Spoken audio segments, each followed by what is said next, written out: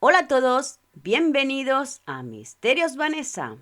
Hoy os traigo un caso que estremeció a Colombia en los años 90. Imaginad esto, un vendedor ambulante que ocultaba un oscuro secreto.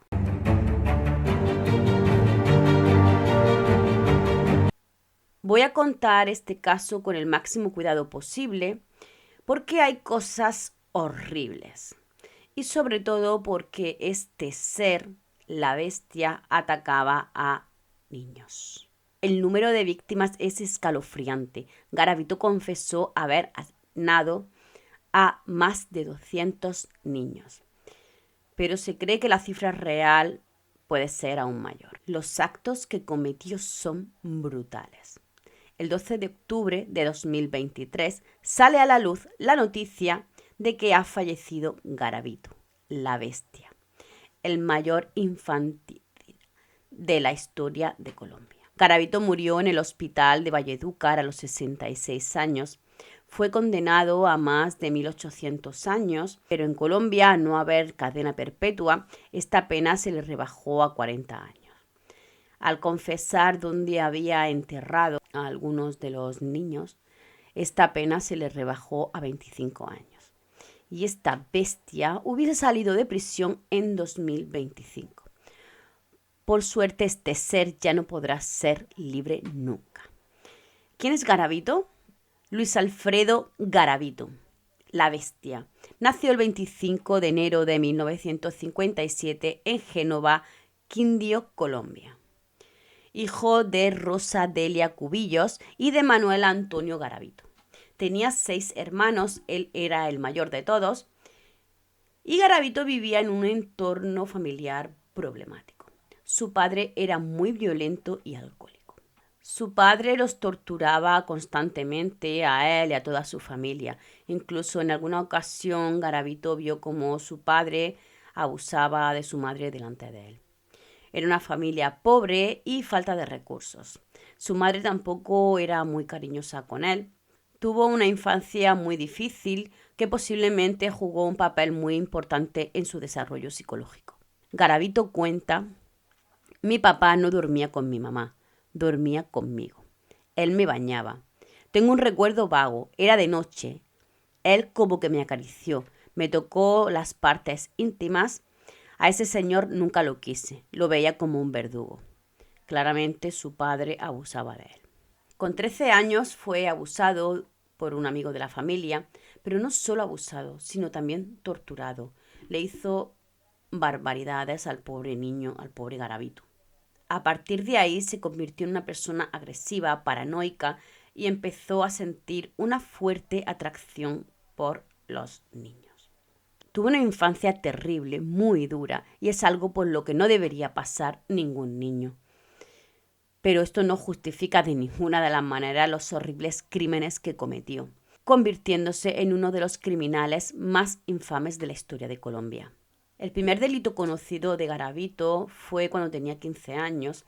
Acorraló a un niño de tan solo 5 años con la intención de abusar de él. Pero los gritos del niño llamaron la atención y una patrulla que pasaba por ahí cerca consiguió salvar al niño. Claro, esto se lo dijeron al padre de Garavito y su padre pues lo castigó duramente y lo echó de su casa.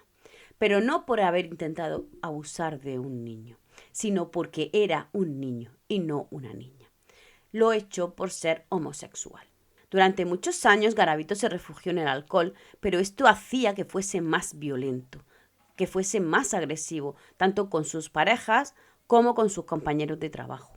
Finalmente, en 1992 comenzó una serie de crímenes y violaciones de menores cuando él tenía 35 años, en Colombia y alguno puntual en Ecuador y Venezuela. Según él contó, todo pasaba de repente, sin planificar nada.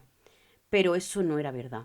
La realidad es que planificaba todo, cada movimiento. Todo lo hacía con mucho cuidado. Continuamente se cambiaba de disfraz, se disfrazaba de anciano, de sacerdote, de profesor, dependiendo de la cara que quisiese dar. Su modus operandi era engañarlos con una frase muy típica de él: mijo, venga, acompáñeme allí y le doy 200 pesos. Eran niños de entre 8 y 12 años. Los hacía caminar un largo rato para que se cansase, mientras él se tomaba una botella de brandy. Cuando él estaba lo suficientemente ebrio, los apartaba a una zona donde no hubiese nadie y allí los golpeaba y abusaba de ellos y les quitaba vida. Los cadáveres tenían muestras de sufrimiento extremo: mordidos, mutilados, cortados y muchas otras cosas terribles que no voy a dar detalles porque se me revuelve el cuerpo solo de pensarlo. Y creo que esta parte, cuanto menos específica sea, será mucho mejor para todos. No es agradable tener eso en la cabeza. Las autoridades encontraron 3 cuerpos maniatados y a los pocos metros había una nota con una dirección: la de la novia de Garavito. Cuando fueron al domicilio, él no se encontraba en casa, pero allí había una bolsa que le pertenecía a él y allí encontraron restos de los cuerpos. Él se quedaba restos de los cuerpos y cosas que llevaban los niños como trofeo. Entonces se creó un cuerpo especial para apresar a Garavito. Fueron años incansables de búsqueda, pero sus constantes cambios físicos pues le complicaba mucho que encontrasen a Garavito.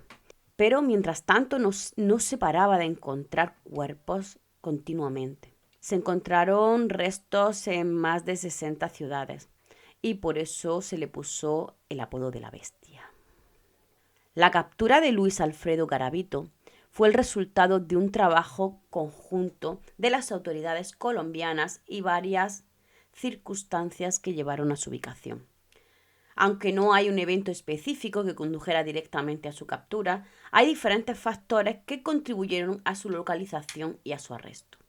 Empezaron a investigar casos que vieron que estaban como relacionados. También hubo testigos y víctimas sobrevivientes que pudieron dar pistas del modus operandi y de la apariencia de Garavito.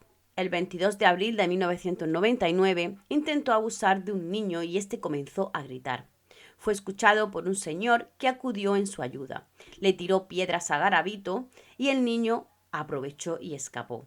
Salieron corriendo los dos, Garavito los persiguió hasta que se cansó y ya pues se tuvo que ir porque los dos escaparon.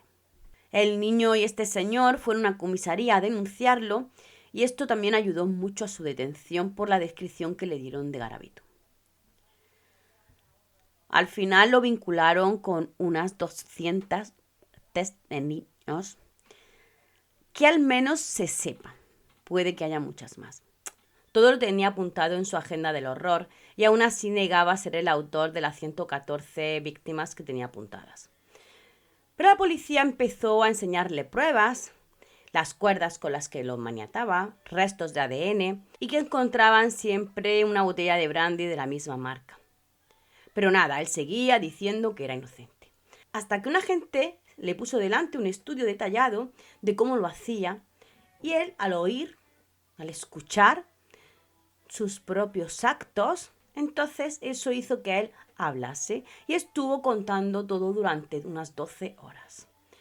Garavito confiesa 140 asesinatos y dio bastantes detalles de lo que les hacía a los niños y el placer indescriptible que sentía cuando lo hacía.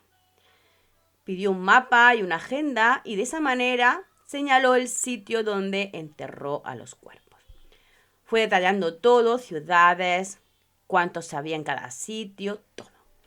Pido perdón a Dios, a ustedes y a todos aquellos a quienes yo he hecho sufrir, dijo durante su confesión, aunque también aclaró que él no era homosexual ni sentía ninguna perversión sexual.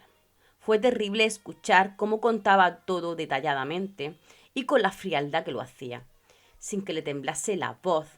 Todo esto conmocionó a los que estaban escuchando aquello. Los psiquiatras que lo escucharon decían que es un hombre muy peligroso, que finge emociones que no siente y se excita con el riesgo. A él le encanta la sensación de dominio y el de ejercer un papel superior. Cada vez que yo tomaba brandy, me daba por ir a buscar un niño, relató. Aquella fuerza extraña que decía dominarlo por completo. le llevaba cada noche a cazar nuevas víctimas y a practicar ritos satánicos con los cuerpos. Hice un pacto con el diablo.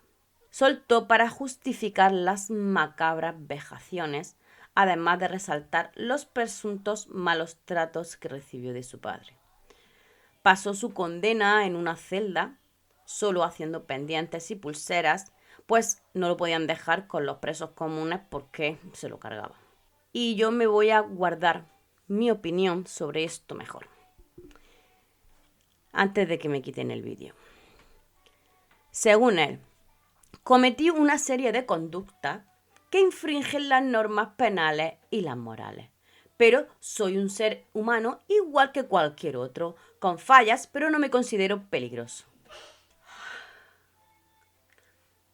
Esto lo contaba en una entrevista que le hizo en la cárcel Jon Sistiaga. Insistía en haber cometido una cantidad de errores de los cuales estoy bastante arrepentido y estoy pagando una pena. Esto es duro. A mí también me da mucha pena. Pero todo esto no correspondía con la realidad. Eran solo excusas, solo excusas. Esto hizo temblar al periodista cuando al despedirse le dio recuerdos para sus hijos. Garavito padeció una leucemia y estuvo sufriendo esta enfermedad los últimos años. Esta enfermedad le causó también malformaciones en uno de los ojos por un cáncer ocular que le hizo perder la vista del ojo izquierdo. Finalmente el cáncer ganó la batalla esta vez y también me voy a callar mi opinión sobre su merecido. Uno de los sobrevivientes de Garavito contó su historia en el programa Caracol Televisión Los Informantes. William Trujillo narró el 6 de julio de 1920 el horror que pasó cuando tenía tan solo 9 años. ¿Qué le pasó y cómo pudo escapar de las garras de esa bestia? Yo pasé temprano y vi a los niños jugando con cartones. Se sentó en el cartón y allí se resbalaba. Cogió el cartoncito, me subí en el montículo y me tiré al resbalado por el caminito donde ya los otros lo habían hecho. Yo estaba demarcado por donde se tiraban todos y cuando me senté para resbalarme fue cuando sentí la mano. No lo vio llegar y entonces él me abrazó por detrás, me mostró un machete y me dijo que no fuera a hacer bulla. No vaya a gritar ni vaya a hacer nada porque lo mato. Sigue contando lo que le pasó posteriormente. Me dijo quítese la camisa y él me quitó el pantalón. Y aquí cuenta todo lo que le hizo que yo no voy a contar. Lo tuvo 12 horas sometido a sus perversiones, mientras que su madre con su padrastro lo buscaban por todas partes. Lo buscaron por cada rincón del pueblo. Explicó que cuando su secuestrador sentía pasar a alguien, le tapaba la boca, lo apretaba y inmediatamente lo abrazaba. Él accedió 3 veces, dice, y él me hizo de todo, de todo. Él me mordió, él me chupó, él me golpeó. Él hacía de todo, muy en silencio. Eso fue lo más perturbador. William contó que él olía como un trabajador del campo después de todo el día trabajando. A eso olía él. Recuerdo mucho su boca maloliente, su parte genital asquerosa. Le preguntó al monstruo que cuándo me va a dejar ir. Él me dijo cuando suenen las campanas. Eso sí, fue una eternidad para mí. Yo creo que para mí cada segundo, cada minuto fueron eternos esperando que sonasen las campanas del pueblo, que sonaban sobre las 5 de la mañana. El pobre se echa a llorar y dice que recordar todo eso pues es muy duro. Sonaron las campanas y él me tiró mi pantaloncito y me dijo salga adelante. Yo llegué hasta el portillito, una lomita. Él me dijo, ¿no viene nadie? Yo le dije, no. Entonces ahí él se asomó también, fue dando unos pasos hacia atrás y alzó la mano y se despidió, diciéndome chao.